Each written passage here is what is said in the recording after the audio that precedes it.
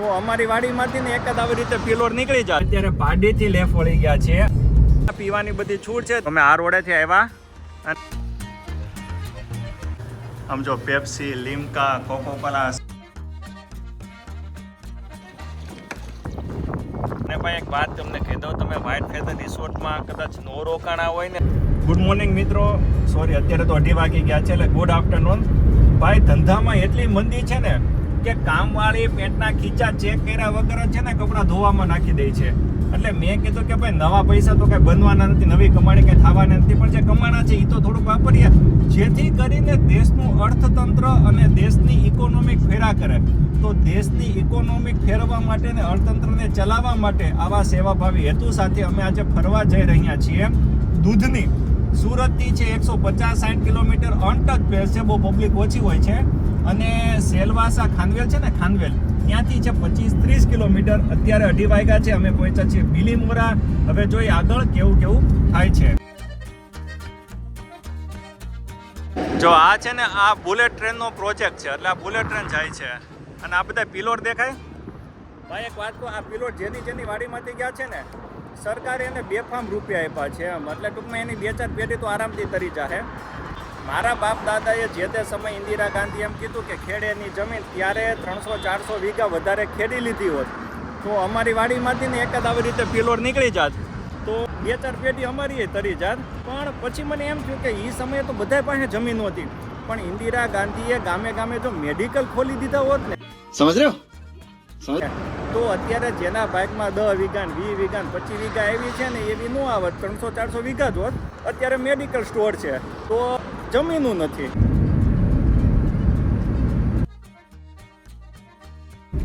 અને દૂધની જવા માટે છે ને તમે ગૂગલને પૂછો તો એ તમને મૂકી જાય. તમે તલાસરીથી લેફ્ટ વળીને ખાનવેલ જતા રહ્યો, ત્યાંથી દૂધની જાઓ તો પણ ચાલે.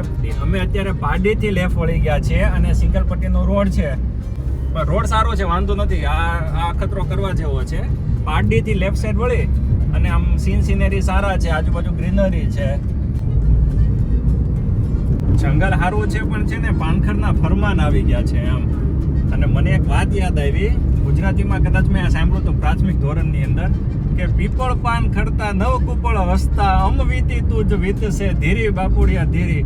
એટલે કવિ આમાં એમ કહેવા માંગે છે કે કોઈ પણ કોઈની જોડે કોઈ ઘટના બને અથવા તો દુર્ઘટના બને તો એની પર હસવાનું નહીં, કારણ કે જે ઘટના એની ઉપર આજે બની છે એ તમારી જોડે પણ થઈ શકે છે. મને ક્યારેક આવા પ્રવચન કરવા ગમે, પણ જંગલ મસ્ત છે. ચોમાસામાં આનો નજારો જ કંઈક અલગ લેવલનો હોય.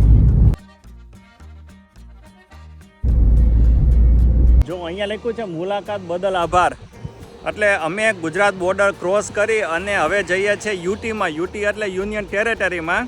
અહીંયા બધી છૂટ છે. એ ખબર ગુજરાતી કહેવત છે કે ખાઈ પીને મજા કરી. ગુજરાતમાં પીવા તો દેતા નથી, એટલે બધાય છે ને યુટી અથવા તો મહારાષ્ટ્રમાં આવવું પડે. દૂધની છે ને યુનિયન ટેરેટરીમાં આવે છે, એટલે ત્યાં પીવાની બધી છૂટ છે. ખરેખર મને એમ લાગે કે આ ગુજરાતને છે ને હળહળતો અન્યાય થયો છે, આટલો ભેદભાવ. અમે આ રોડેથી આવ્યા અને અહીંયા અમે સ્ટે કરવાના છે વ્હાઇટ ફેધર. આ કોચા ગામ છે અને આ દૂધની.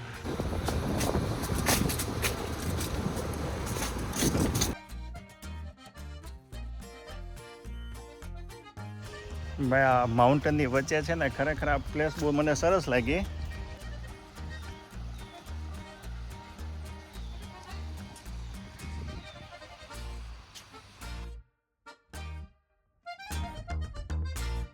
Dining area, menu.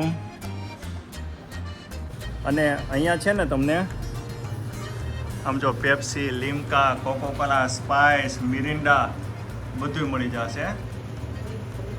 અને સામે જોવો છાશ, ઘી, દૂધ, માખણ, ટૂંકમાં જે જોતું ઓન ધ સ્વિમિંગ પુલ ઓર આલ available. So enjoy your life.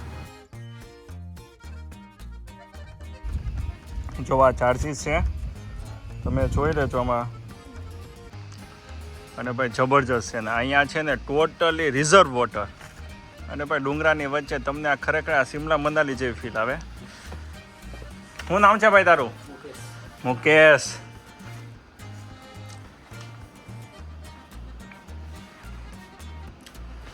ને ટોટલી ટેન્ટ ફિલિંગ્સ હો. ટોયલેટ બાથરૂમ ભાઈ સ્ટાન્ડર્ડ લેવલનો છે અને બધા આ ટાઈપના છે.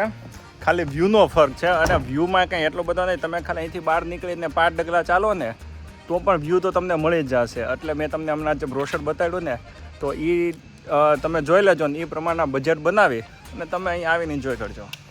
અને બોટિંગ પોઈન્ટ સામે છે ને, કઈ જગ્યાએ છે બોટિંગ પોઈન્ટ? અચ્છા સામે છે, એટલે વોક કરતાં કરતાં સામે જવાનું અને ત્યાંથી બોટની ટિકિટ લઈ અને બોટિંગ કરવાની. આપણી માટે કંઈ ફ્રી નથી અહીંયા જે રહેતા હોય એની માટે. અચ્છા બોટિંગની એક્સ્ટ્રા જ છે ભાઈ. રિઝર્વ વોટર છે. ચોમાસામાં તો અહીંયા સુધી પાણી હશે. ઓ બાપરે ભાઈ સાહેબ.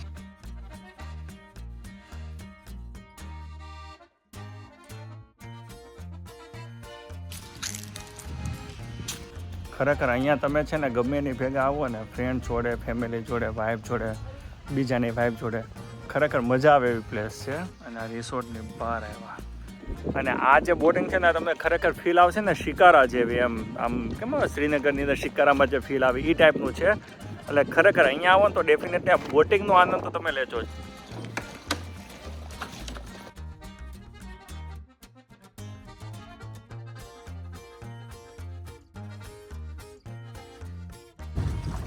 હા જમાવટ.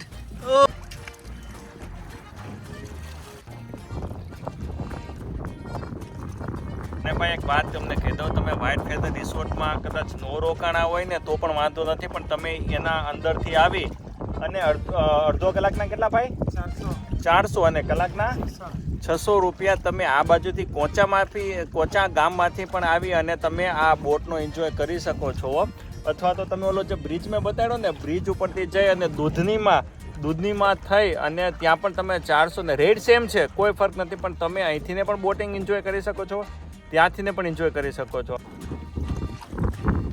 કે અમે છે ને બોટિંગ પછી અડધો કલાકની જગ્યાએ કલાકનું કરી નાખ્યું. મેં તો ભાઈ ભલે 200 રૂપિયા વધારે ચાહતા, બાકી છે ભાઈ ઇવનિંગ છે ને જોરદાર છે યાર. માલ મટીરિયલ લઈ અને અહીંયા આરામથી બેસી જવાનું. હું તો પ્યોર સ્વામિનારાયણ છું, છતાં પણ તમે માલ મટીરિયલ લઈને અહીંયા આરામથી બેસી જવાનું અને એન્જોય કરજો. ખરેખર મજા આવશે.